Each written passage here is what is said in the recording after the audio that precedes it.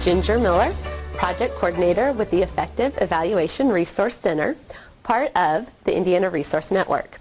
And I'm here today with Lori Carmichael-Howell, and she is a Special Education Coordinator with Franklin Township Community School Corporation.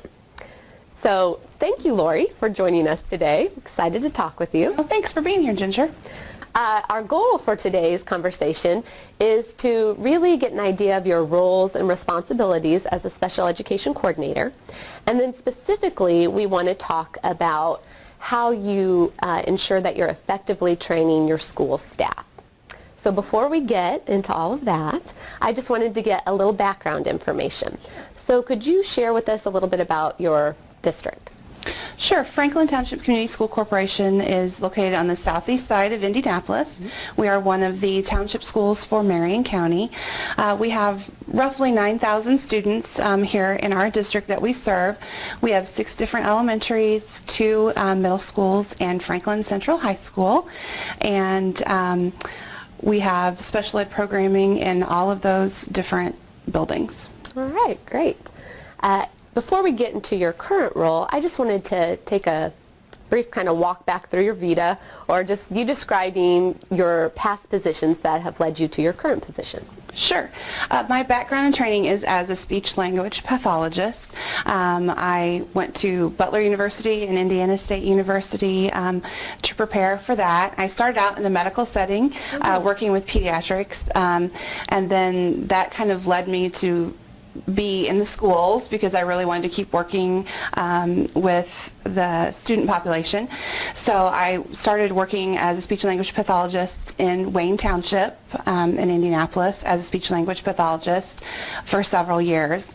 Then I got really interested in moving into administration in the schools, and I took a staff developer position within Wayne Township, and I did that for 5 years, where I did professional development for the staff, managed the online IEP, worked with some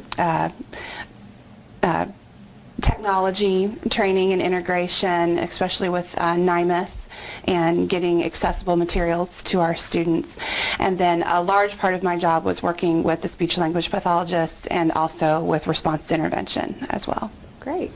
And then I moved here. Okay. In a similar role. So now tell us a little bit about your kind of primary key responsibilities and roles that you're doing now here in Franklin.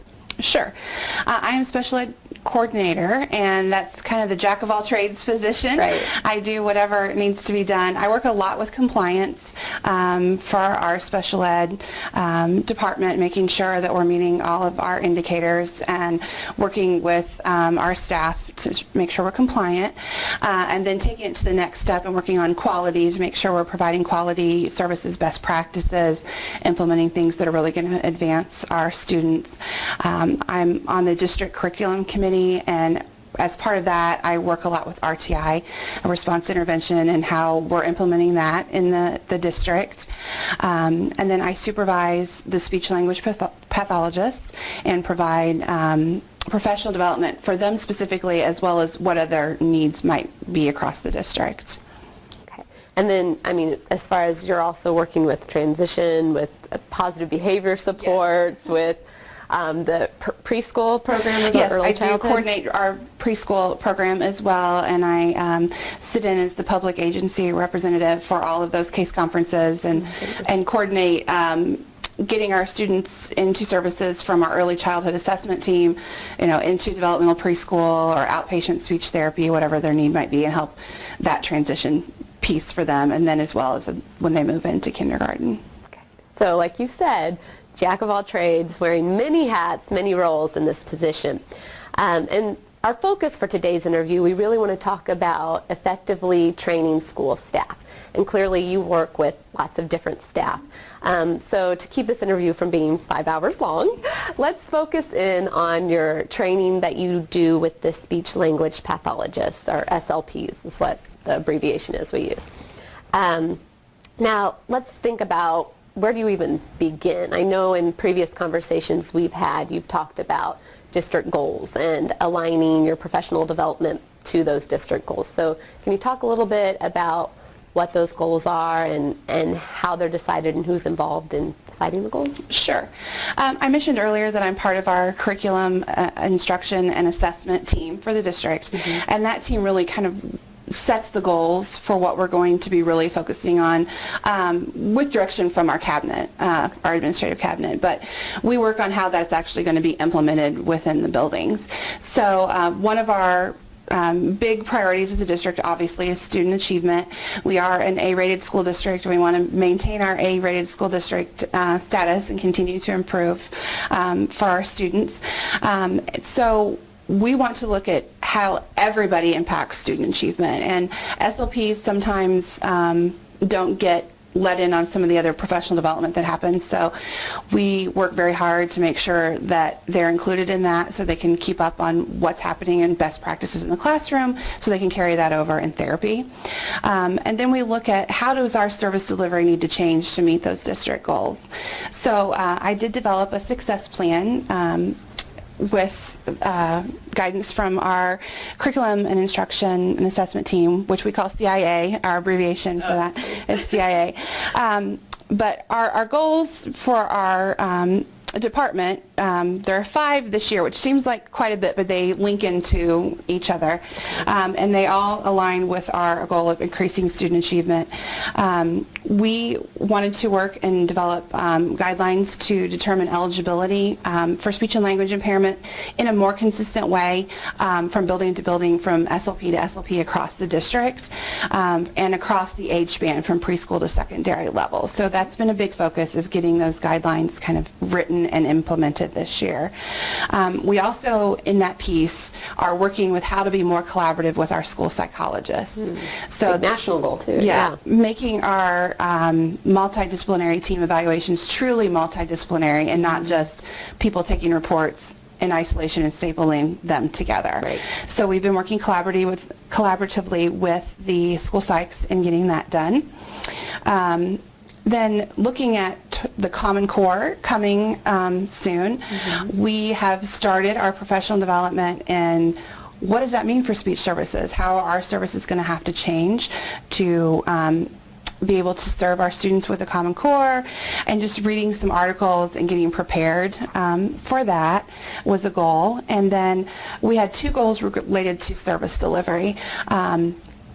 One is following best practices for articulation therapy, and there's a new model for that that's out. It's called 5-Minute Kids, where traditionally students in articulation therapy might be seen in a small group, 20 to 30 minutes a couple times a week. Right. This model changes it so it's an individual session, but shorter more frequently. So maybe 5 to 10 minutes every day versus 20 or 30 minutes in a chunk.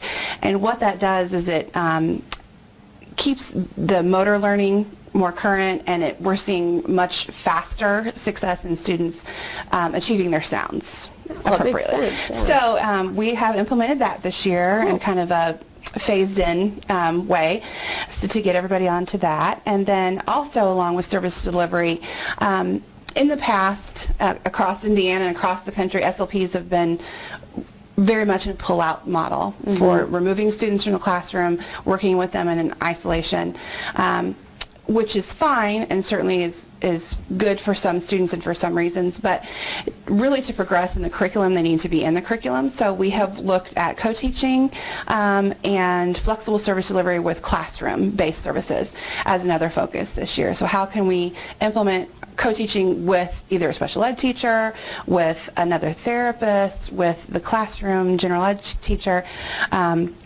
and making sure that we're providing support for those students where they actually need it, which is in the curriculum. Great. Wow. So those 5 areas are very relevant and pretty lofty. I mean, that's a lot of information to get to your SLPs and to work with them.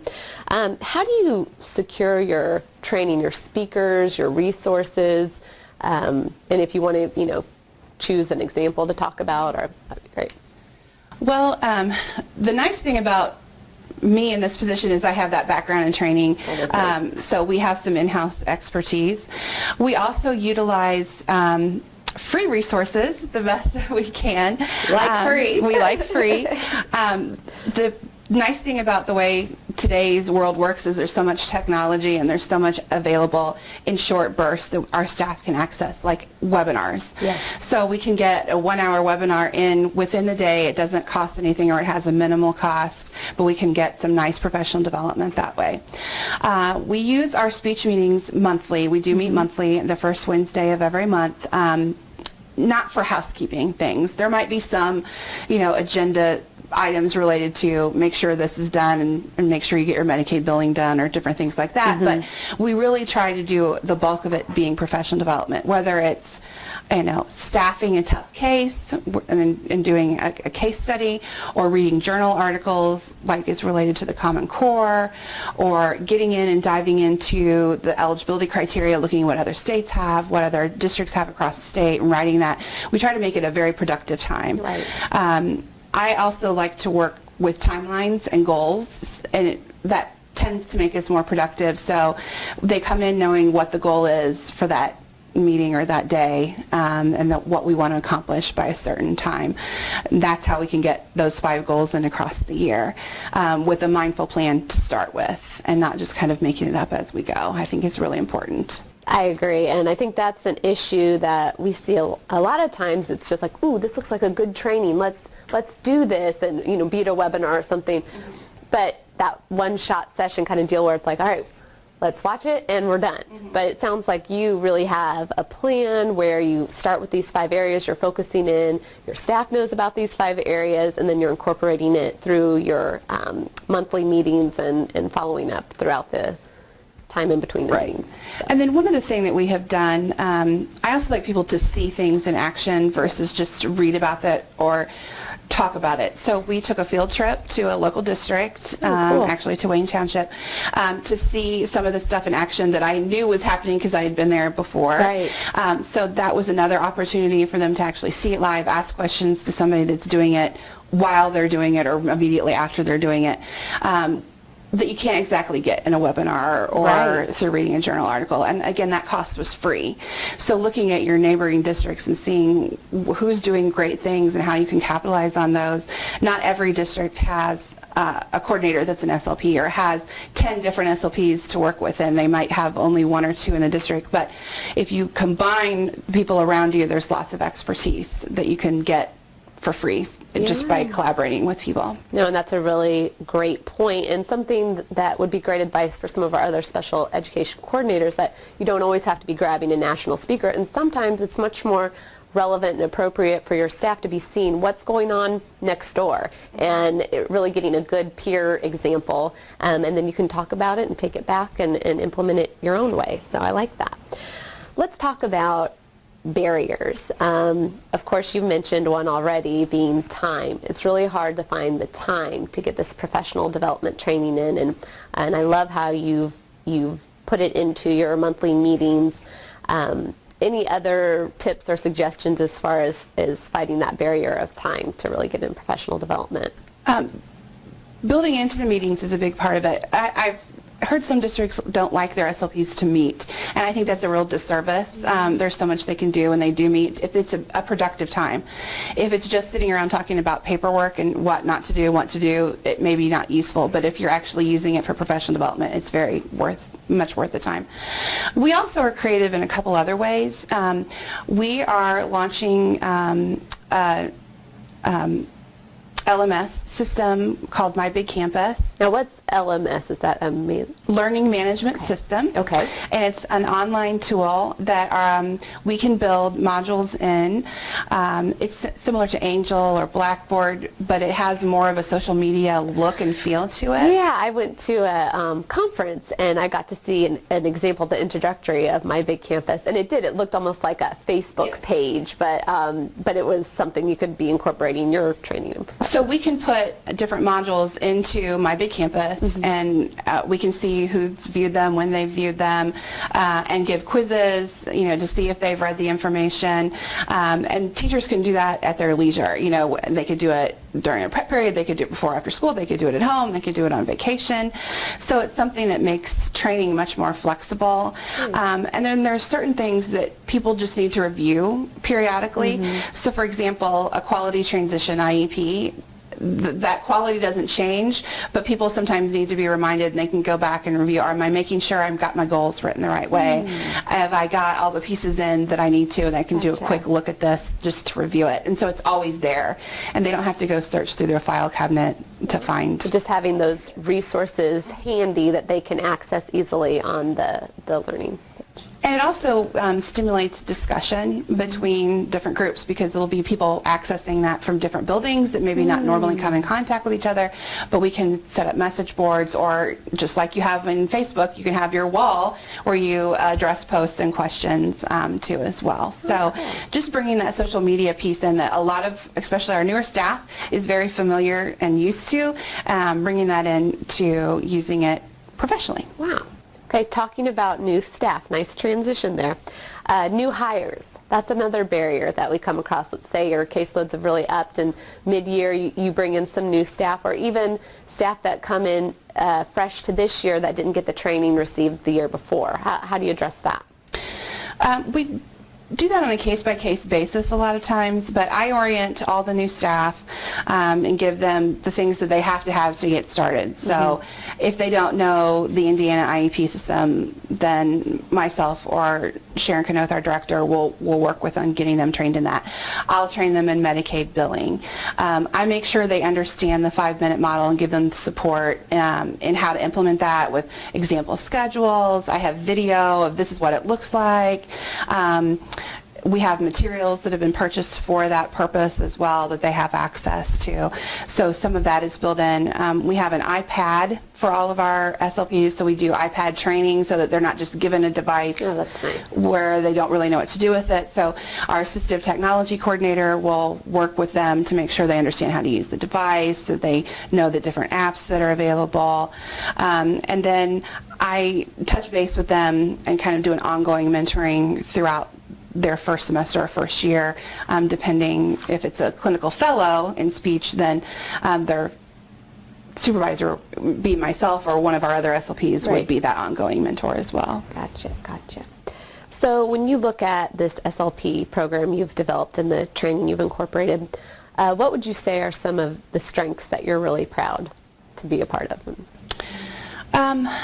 This is my second year here, and I think just building our team, bringing a new philosophy in of trying some new things, they have really embraced, and I'm really proud of them for rising to the occasion to, this is the time we can make changes. We can look at implementing RTI. We can think about doing something different. I think having a leader with a vision specifically for speech helps in that process, because sometimes speech kind of gets left on their own. So I think that's been helpful as well, and I'm really proud of them, embracing that and using that. Growing pains, as always, is stressful in trying new things, but I think they've managed to work together to try new things. They've really embraced looking at the 5-minute model, working on some co-teaching, and gradually building it up. In the past, in my role in Wayne Township, we had a very successful speech RTI program that was recognized across the state, and even branched out to, I would go and talk about it nationally. So I'm really proud of that, trying to bring that here and adapting it to what would best fit Franklin's needs. That's the nice thing about response intervention, is that it can be tailored to what your specific district needs. And so I think us working and laying the groundwork this year for that, making sure we know, okay, if we're going to do special education services, we have to know what are our special education services, how is that different, what makes somebody eligible, what do we have to look for in pre-referral interventions for RTI. So I think that this year has been laying that groundwork, getting everybody looking at the same things, understanding the same terminology, knowing what makes you eligible, knowing what those special ed services are, so that we can look at that second layer. Got it. And you mentioned, right now it's your second year, you've been laying the foundation and the growing pain piece. But what are you looking forward to as you see yourself settling into this role and the program expanding and growing? What are some areas that you're really interested and excited about as far as training your staff and where you want to go with that? I'm really excited because I think when we implement best practices and can explain them to the teachers so that they understand them and get on board with us and we're working together as a team, we're going to see huge gains in student achievement. I think that's the most exciting piece. When we can stop working in silos and be more focused in that team and everybody supporting that student, they're just going to have that much more opportunity to use those skills across the entire day. And that makes them achieve faster and more. So I think that piece, getting everybody together working as a team, is what I'm most looking forward to and seeing how it impacts our students. There's one other thing I forgot to mention as far as staff training that we're developing for next year, and that's based on this idea that I got from the Patton's conference. It's actually from a school district out on the East Coast, but it's a strategy a day calendar, and we're going to be developing this, and our SLPs are a big part of that, but it's not going to be just for communication skills. It's going to be more broad. This one's specifically for assistive technology, but we're taking the idea and using it. So Mondays across the year will be for behavior. Tuesdays across the year will be strategies for communication. Wednesdays will be strategies for working with students with autism, etc. So this is something our special ed staff will have access to, but also our general ed staff. Cool. So that will just help, number one, publicize what all different kind of things that we're doing in the special ed department, but best practices across the board. Best practices for special ed are also best practices for general ed, and just getting everybody realizing that we're all working toward the same goal and we're doing the same things. And I hadn't thought of that before, and here's where I can get more information. I think it'll be just an interesting, eye-catching way to do that in a very simple little snapshot. That's really nice. Yeah, I like that. And so would it include even like resources as far as here's a little tip, more information to follow or you can connect to? Yeah, what we're planning on doing, for example, they put a QR code. So for people, again, using their technology, they could use their iPad or their smartphone, and they could snap the picture of the QR code and it will go directly to where the information came from. Oh, wow. So this might pique their interest, but if they want to do more, then they know exactly how to go back and get more of that information for later. Without having to write down a long address or whatever. So again, being creative and using that technology piece. That's really neat. I like that. That's a great idea, everybody. Something to think about, or maybe once you have it developed, we'll pull from your idea. Really great. We also do, it's funny, we call them bathroom stall messages. And we will put, again, similar to this in tips, but they might be a little bit longer, but a page length. And we put them in places where people are captured, and they're going to possibly do repeated readings, such as the bathroom stall, or next to the microwave, next to the photocopier, where they're kind of standing. Right. So we're specifically doing that for PBIS strategies, but I can see launching into other areas. In my previous district, we did them for communication and for our autism team, and people would know them by heart by the time you changed them. We rotated them like on a monthly basis. So again, just getting out that information, getting into people's hands. If they know, then okay, I read something about that, where can I go for more information, or what can I go to for more information? Great idea. Well, thanks, Lori. One more question.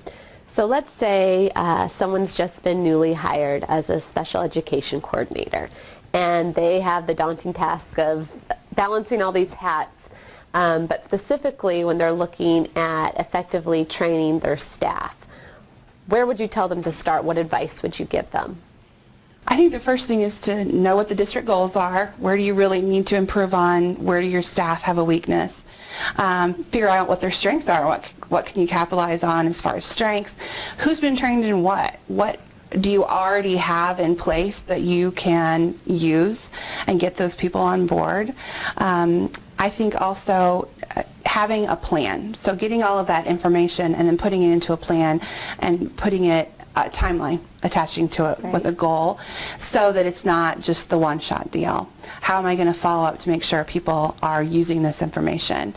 And then being creative with our free resources and our low-cost resources from the resource centers, from our patent staff, from all of the different places around Indiana that we can get free or low-cost information is certainly a way to go. And using technology, just about everybody has a smartphone nowadays, so how can you incorporate using some of those things? And My Big Campus is free. You can use something like My Big Campus to build those modules, and it's, again, just another way to reach your staff. But having that plan in place before you start to know where you're going is the most important part. All right. Well, wow. Thank you, Lori, for all your resources, your ideas, your examples. We will have some of Lori's planning examples and agendas posted with this module interview on the EERC website, so make sure you look for those resources, as well as capturing one of Lori's meetings with her SLP staff. So thanks again, and look forward to you joining us and viewing more of our modules and getting our resources from the Effective Evaluation Resource Center. Thanks.